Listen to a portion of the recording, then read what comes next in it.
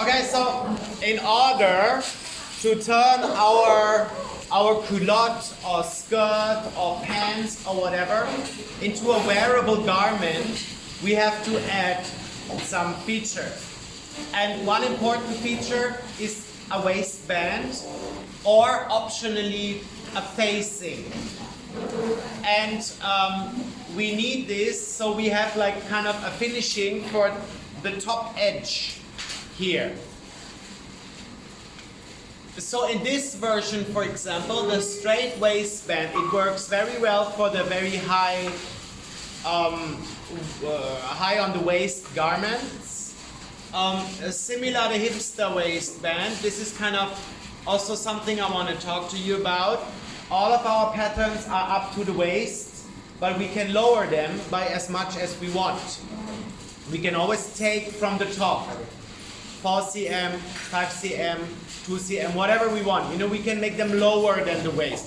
We always start high, and then we can cut it down if we want, you know.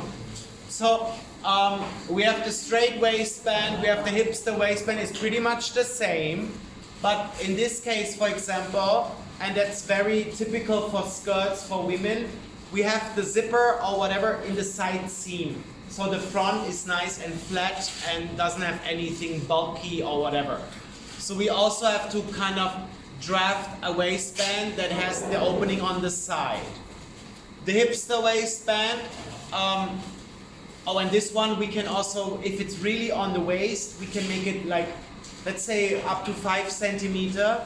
We don't have that much space here, but we can keep it straight. When we go lower, we need maybe to shape it so it doesn't stick off, like it doesn't kind of like get away from the body.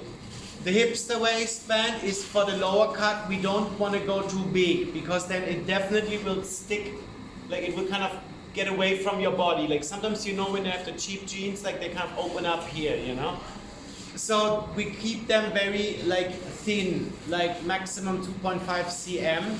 The way they are drafted here is always double. They're always on fold. We just kind of like fold it over on the top here, but we don't have to. We can also make 2 pieces and stitch them together. The last thing is the facing, and I want to actually show that too. So let's start with the culotte. Let's start with the facing. What is a facing? A facing is something that we put behind. So on the front, it looks actually exactly like this, but we put a piece on the inside that kind of makes it nice, you know, gives us a nice finishing. So we want to, for example, I marked, I don't know how much that was, like that, you know, we can decide like this size, how much for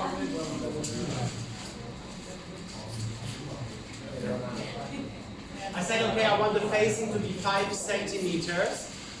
So I marked kind of the 5 centimeters. The thing is, I don't want to have a dart in my facing. I want to actually like eliminate the dart. I want to close the dart. So what I would do now, I will trace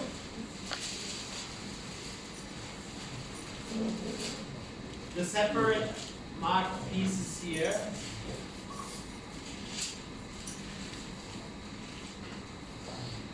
Doing it really quick. And same thing, I'm closing the dart by moving it.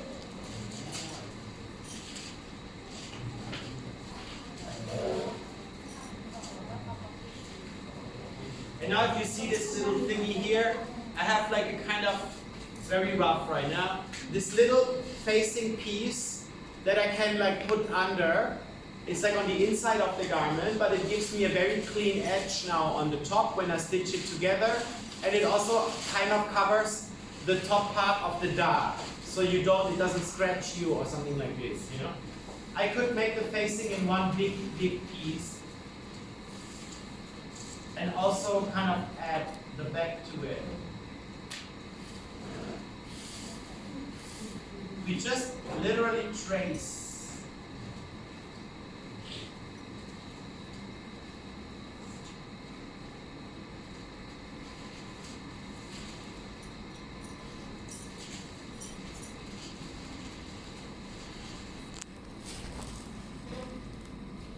And it also visualizes very nicely how actually the pattern, when the dots are stitched together, it becomes like a round shape, like this, you know, it kind of like goes around our body. It's not a straight line anymore. And then for sewing, very important, you know, we always have to mark. So this is the side seam. And this would be a notch for sewing. And this is center back. This is center front. So this would literally go behind here and facing it from underneath. This is a facing. In order to get, let's start with this. So this is the straight one here that I quickly drafted up. How did I do that? So the first thing I want to do, I want to get my waist measurement. We know it's a 94, but we can measure it again too. Sometimes it's good to just measure it again. So you just take your ruler and you literally like measure the first bit until like here, 6. I connect it, you know, I measure the next bit. Keep this number in mind, move the ruler, and in my case, end up with 17 for the back, for example. So I drew a very long straight line because I don't know yet how my measurement is. You know, I just like draw a line. And this is the one that opens and closes on the side. So I have to kind of, you know, think a bit like from the side. So start with the left side here. This is my center back. So whatever I measured here, I put it here, and I put it here again. We have two back pieces, right? This is like back. This is the center of the back, and this is the right side seam, and this is the left side seam, and then we do the same thing. We measure the front, measure, and then I put my front measurement once, center front, and another front measurement. There I go. So now I need to add a little bit, for example, for like button or like a little hook or something like this.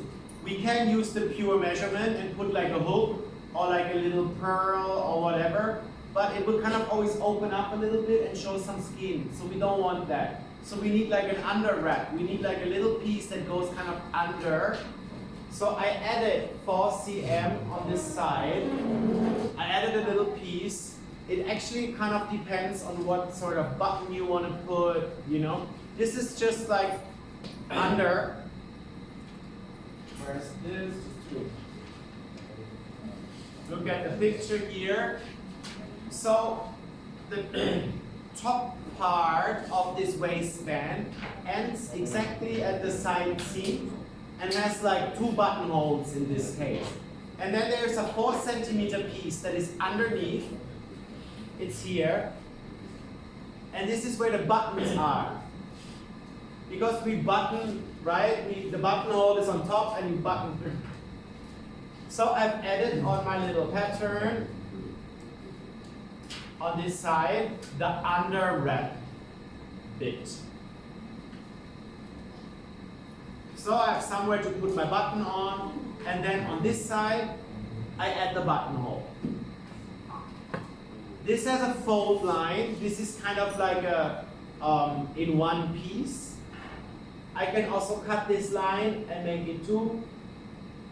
But if I just do it like this, you know, then I would have a nice slim waistband. I think I made mine just like, I think it was 2 centimeters or something. A nice slim one. Like kind of 2 sides. And then you can see, you know, it kind of, so it corresponds, center back here, center back, but close the darts, it corresponds here on the side. This corresponds to the center front.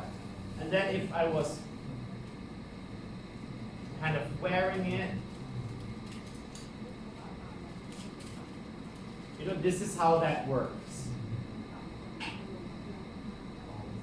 So we have a little piece under, here's my buttonhole, you know, and the whole party is actually like on the left side like this. And this is where the skirt opens. Interesting fact, for like traditionally, for guys, it's left side over right side. Look at my shirt, the left side over the right side. The buttons are on the right, the buttonholes on the left. Traditionally for girls, it's the other way around. It's right over left. For many garments, especially like unisex, like denim or whatever, jeans, it's always for like men. I don't know if you've realized, if you have the classic female things, classic like feminine clothes, it's like a right over left. If you have a jeans, it works the other way around. Especially for coats and jackets and this kind of stuff. So sometimes, you know, if you like want to buy like kind of a men's jacket, maybe you want to flip the buttons and all that, you know. But nowadays it's very diluted. It's not as strict anymore. Like we're not in the 1950s. Back then it was